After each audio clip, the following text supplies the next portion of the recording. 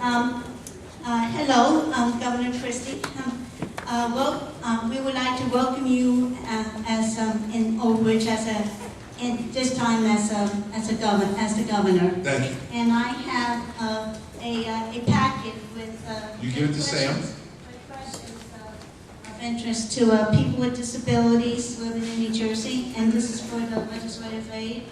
And also, I included an envelope from a gentleman who lives in the Costello complex.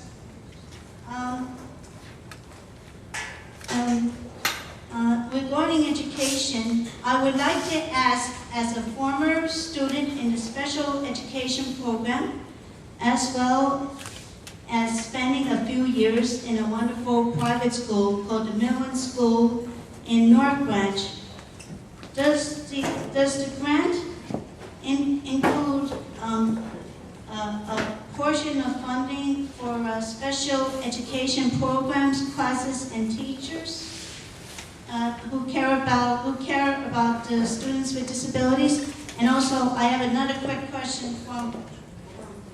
Sorry, you just get one.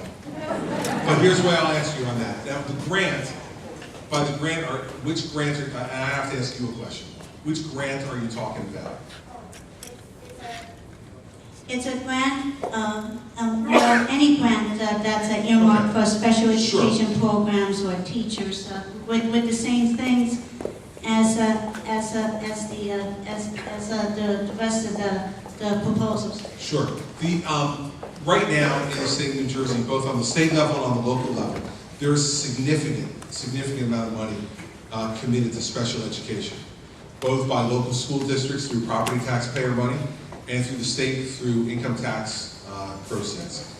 And we're going to continue through this to be committed to it. But special ed students are going to benefit from this program in the very same way that all students will benefit from it. Because special ed students need also, just like other students, to have the most effective teachers at the front of the classroom. They need to make sure that those teachers are rewarded and want to stay, to continue to teach special ed children, to have them reach their greatest potential. And we have to be able to eliminate from the front of those classrooms ineffective teachers who are not advancing those folks to reach their potential, but in fact are delaying and deferring their potential. And so there is a significant amount of money that's spent now on special education throughout New Jersey, and I can't imagine that there would be anybody in a community in New Jersey or in state government who would want to see that diminished, because we know that especially with special education students, the right type of intervention, the appropriate type of care and education can help them to geometrically improve and reach whatever their full potential is. And as you know, every person who has those type of special education needs potential is different, and what we want them to do is to reach their very fullest potential, whatever that is. So you'll see us continue to be committed to that.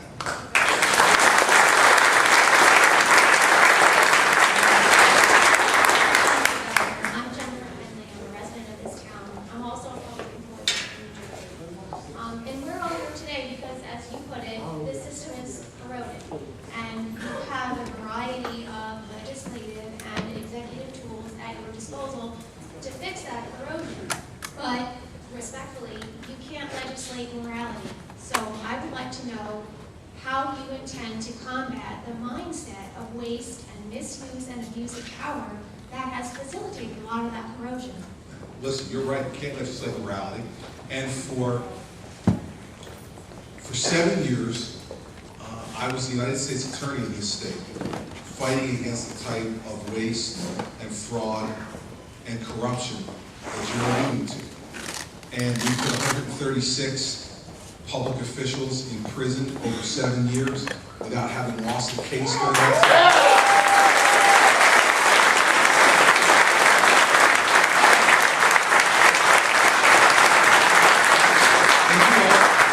The sad thing is the hits keep on coming, right?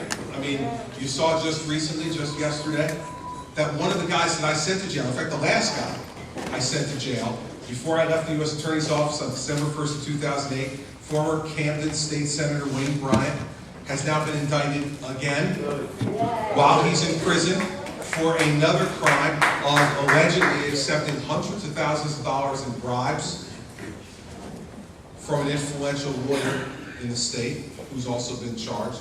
Those allegations have been made against him. Here's the way we do it. First of all, acknowledging that there is no way to completely eliminate that. You're just never going to. Because human nature being what it is, people are going to make bad judgments, and there are also going to be bad people who the law enforcement system is designed to try to root out. So first, let's acknowledge that we're not going to have 100% success. So it's not going to happen. Second, law enforcement has to be a vigilant, constant force in letting people know, and I think we achieved this over our 7 years, that people who took were worried that they were going to get caught. And many of them did get caught, and they need to get sent to prison. One of the ethics reforms that I proposed a few weeks ago was to say, any elected official or appointed official in public life who is convicted of a crime connected with their public office should lose their pension entirely upon conviction.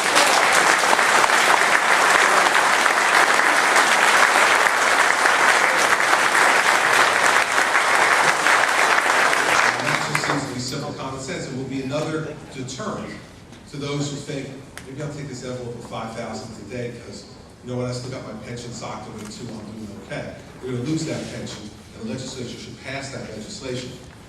It also, we proposed an ethics reform that says that if in fact you are indicted or charged with a crime connected with your public office, that you should be prohibited from using campaign funds to pay for your criminal defense lawyer.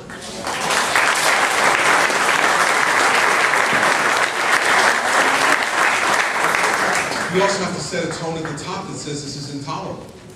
And each of us, at every level, whether you're a mayor, a council person, whether you're a member of the state legislature, whether you're a school board president, or council president, whether you're the governor, you have to carry yourself every day in a way that says that that type of conduct is unacceptable here.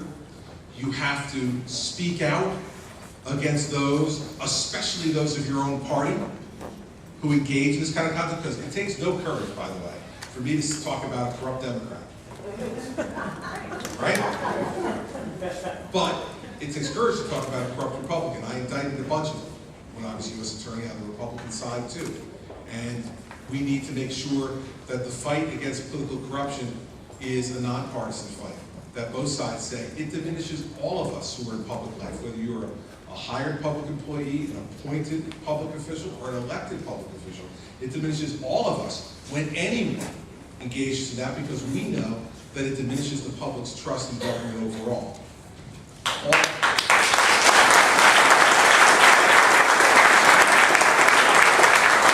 All that being said, we're still going to have it.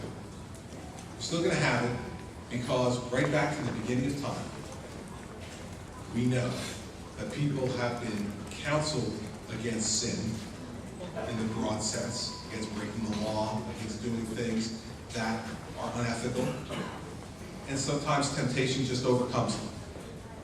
Happens to all of us in our lives to varying degrees, right?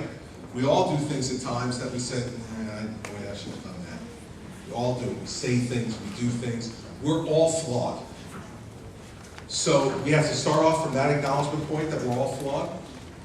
But then we have to set an example as best we can in our everyday lives to have people aspire to do something better in public life, to set a better example for young people who might want to get involved in public life, because we need good ones. And we want them to think that the system is good, not bad, and that they can make a difference if they get into it to improve it. So I'm glad you're concerned about it. And I spent the better part of 7 years of my life talking about that issue and trying to fight against it.